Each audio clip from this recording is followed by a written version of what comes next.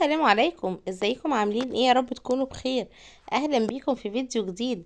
النهارده ان شاء الله هنشوف الروتين بتاعنا كده مع بعض. اول حاجه بطلب منك لو اول مره تشوفيني يا ريت تشتركي في القناه وتفعلي الجرس عشان يوصلك مني كل جديد، ولايك للفيديو ده على السريع. ويلا نصلي على سيدنا النبي. اللهم صل وسلم وبارك على سيدنا محمد وعلى اله وصحبه اجمعين. اول حاجه بدات بيها اللي انا قلت اشطف الحاجات اللي كنت لسه شاريها معاكم في الروتين اللي فات، قلت اديها كده شطفه سريعه. بحب لما اجيب حاجه جديده اشطفها، ما استخدمهاش على طول. سواء بقى لو لبس خروج مثلا اشطفه على ايديا، لو مفروشات او اي حاجه مثلا هتكون تقيله وكده هوت في الغسيل، اشغل عليها الغساله دوره خفيفه كده شطفه، بحيث تنزل ترابها كده والريحه اللي فيها.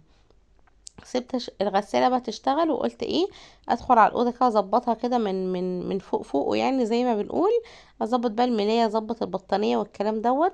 طالما خلاص دخلت الاوضه بلاش اطلع منها غير لما انضفها. كان فيها حاجات بسيطه كده، بس قلت بدل ما اسيبها مكركبه احط ايديا فيها وانا واقفه. ظبطت الملايه كده وظبطت البطانيه. بس عايزه اقول لكم الجو عندنا حر جدا جدا، يعني يعتبر الدنيا شتت يوم واحد. هو ده اللي انا طلعت فيه البطاطين ولبست العيال بكم وظبطت الدنيا. جه النهارده الجو كان شمس شمس حر ما اقولكوش.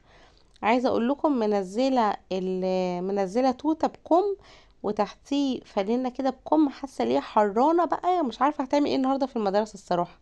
يعني حاسه ليها هتعرق كده وتقعد مزنجره. الصراحه يعني اليوم اللي عدى ده لو عدى من اي حد لسه ما شتاش، يعني بجد برافو. هنا كنت خلاص كنست الاوضه كده وظبطتها، وقلت ادخل على البلكونه. لما الدنيا شتت اليوم اللي شتت فيه، يعني كنت شايله الفرشه ديت تتهوى عشان كانت مبلوله. فقلت النهارده افردها بقى طالما الجو كده جميل. كان الصراحه مشرق وجميل، وقلت ما اطلعش من الاوضه غير لما اظبط الاوضه بالبلكونه بتاعتها بكل حاجه. طالما شغلت الغساله، انتوا عارفين ان انا حاطه الغساله يعني في نفس الاوضه. طالما دخلت الاوضه دي اظبطها كده قبل ما اطلع. هنا خلاص كنت خلاص عايزه اوريكم. بصوا الجو كان جميل ازاي، يعني جميل بجد. بقول يا ريتني كنت لابسه نص كم، بس خلاص بقى طالما تقلنا خلاص بقى مش مشكله. فاهمين قصدي ولا؟ كل سنه وانتم طيبين. بعد كده قلت ادخل على المطبخ. كان في شويه حاجات بسيطه كده على الرخامه، قلت اللي انا اشيلها، وشويه مواعين كده بسيطه برضو من مطرح الصبح. يعتبر النهارده دودو بقى قاعده معايا عشان النهارده عندها رحله. لما بيكون في رحله مدرسيه الولاد اللي مش بتروح يعني الرحله وكده بيدوم اجازه. فالنهارده كنا اجازه، النهارده كنا التلات. مدينها بقى اجازه، فكانت قاعده بقى كانت لسه مصحتش، كانت نايمه بقى. يا دوبك انا صحيت انا واختها، يعني وديتها المدرسه وكده وهي لسه نايمه بقى خنن. عارفين يوم بقى في نص الاسبوع بقى، ففرحانه بقى اللي هي اجازه. فسبتها الصراحه نايمه براحتها، ما رضيتش انا اغلس عليها. وكان في شويه مواعين كده بسيطه قلت اللي انا اتسلى فيها. وخصوصا النهارده يعني مش هعمل غدا ولا حاجه. عندي حته عجينه بيتزا كده كنت مفرزاها، هي دي ان شاء الله هنعملها النهارده كده بيتزايه وخلاص. ليه بقى مش هعمل حاجه النهارده؟ لان عايزه اقول لكم قلب الدولاب الشتوي يعني من امبارح لسه مخلصتهوش. عماله اشيل في الصيفي وادخل في الشتوي. انا حاطه كل الحاجه في الدولاب، يعني مش مثلا حاطه حاجات تحت السرير او حاجه في شنط، لا يعني حاطه كله في الدولاب. بس زي ما تقولوا بس الشتوي كنت مكتولاه كده فوق بعضيه، كل لبسنا فوق بعض في ضرفه كده يعني اخده بتاع ربع الدولاب كده ملياه ملياه. فالدنيا بقى مش متطبقه، والدنيا كلها داخله في بعضها. اللبس الكبير مع الصغير مع الخروج مع البيت، يعني عايزه اقول لكم حوسه بجد يعني. فباذن الله دلوقتي هخلص المطبخ دوت، وهدخل بقى اظبط التظابيط بقى في الاوضه دي. عايزه اقول لكم يعني انا غلطانه ان انا وقعت كل حاجه في الارض، فحاسه بكركبه وفرهضه. بجد الايام اللي بنقعد نشيل فيها اللبس دي بتبقى صعبه جدا. وهنا كانت دودو صحت، قلت اعمل معاها بقى سندوتش وحته تفاحيه كده اكلهم انا وهي في البلكونه. طالما الجو كده مشرق وجميل، وهعمل كمان كوبايتين كده عصير ليموناتا. كنت مكسره الصراحه اعمل شاي بلبن بقى واعمل مواعين، ما صدقت اللي انا يعني اظبط المطبخ. فقلت خلاص بقى مش لازم بقى آه مواعين بقى ولسه غسيل وبتاع، قلت اعمل حاجه كده على الخفيف. طالما الجو حلو يعني مش لازم حاجه سخنه، فاهمين قصدي؟ آه وعندنا بقى برضك شويه واجبات كده مدرسيه من امبارح، عشان عارفه النهارده اجازه، فما رضيتش تكتب كل الواجب امبارح. فدلوقتي هفطرها ونقعد بقى نكتب الواجبات. بس عايزه اقول لكم بدون كميه واجبات كبيره جدا جدا جدا، وكمان التقييمات بتاعت كل اسبوع دي، تحس الواحد محتاس كده، يعني واحد لسه في بداية مشوار الدراسة. احنا بنتكلم لسه في اولى ابتدائي، بس عايزة اقول لكم يعني الواحد مش اخد على الجو ده، كل اسبوع تقييمات وطالعين من امتحان الشهر على تقييمات تانية. يعني بجد يعني كان الله في العون بقى في الاطفال، يعني اللي عندهم اطفال اكبر بقى رابعة وخمسة والكلام ده. اكيد الدنيا اكيد الدنيا حوسه اكتر من كده بكتير. ربنا يا رب ينجح كل الولاد كده ويفرحكم بيهم. هاخد بقى الفطار اللذيذ الحبوب ده، اقعد انا وهي في البلكونه بقى اللي لسه فرشاها، وبعد كده ادخل بقى على على الدولاب زي ما قلت لكم. هنا كنت برضو بدي كده مسحه للرخامه. عايزه اقول لكم المساحه دي جميله جدا جدا وبتسهل كده على الواحد. كنت اول بقعد امسح بايديا او بقماشه، بس المساحه الصراحه جميله. وقلت قبل ما اطلع من المطبخ اطلع حته العجينه زي ما قلت لكم تبرد.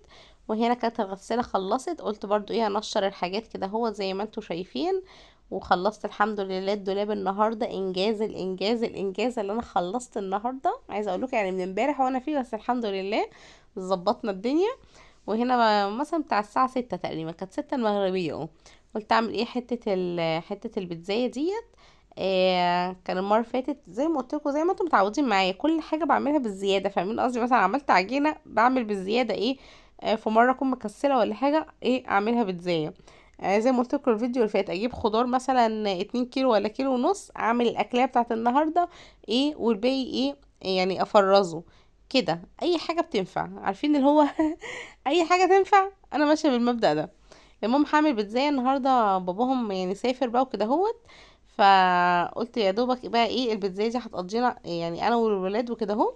فهنعملها، حتى يعني بعملها ببواقي التلاجة. النهارده ما عملتش اي حاجه. كان عندي صدقتين كده برضو متبقيين، على حتتين زيتون على شوية جبنة وبس كده، وقضيت الصراحة، واليوم كان لذيذ وعدى وخلاص. بس عايزه اقولك لو انت مطلعه العجينه من الفريزر، يعني ما تعملهاش بالشوكه كده، ما تشكشكهاش، لان هي كده كده خلاص كانت خمرت، فهي مش هتعلى معاكي.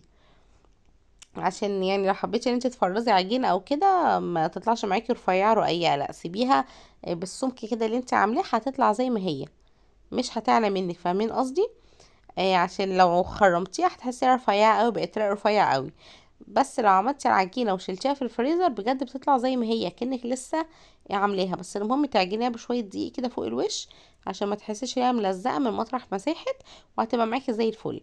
بس كده قطعت الصدوقتين زي ما انتوا شايفين، واحط عليها شويه الزيتون وشويه جبنه. بستخدم جبنه الموزاريلا بتاعت الاصدقاء، تحفه جدا جدا. طعمها جميل، يعني انت تضيفيها على اي حاجه. هي دي اللي عامله الطعم. وطبعا ولا كان عندي صلصة ولا حاجة، فمحطتش صلصة في البيتزا، وفاهمين اخر كرواتة النهاردة. بس كانت طالعة طعمها لذيذ، لان زي ما اقول لكم الجبنة هي اصلا طعمها حلو. بس هسويها بقى في الفرن، وهيكون هو ده الغدا كده بتاعنا النهاردة. حاجة بسيطة وخفيفة، هو ده الروتين بتاعي النهاردة. اتمنى يكون هو عجبكم و... وان شاء الله استنوني في فيديوهات تانية.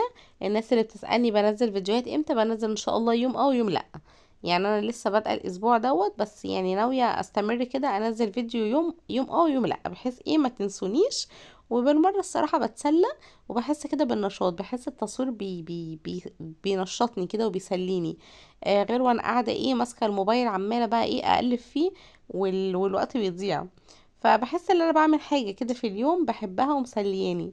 بس كده، وان شاء الله اشوفكم في فيديو جديد على خير. هطلع بقى شويه بيتزا كده هوت، كانت سخنه جدا، بطلعها بالمقص كده هوت. يعني 3 4 حتت كان اكلهم وعقبال ما الباقي يبرد. وبس كده، وان شاء الله اشوفكم في فيديو جديد على خير. استنوني بقى ان شاء الله بعد بكره انزل لكم فيديو تاني. وبس كده. باي باي، مع الف سلامه.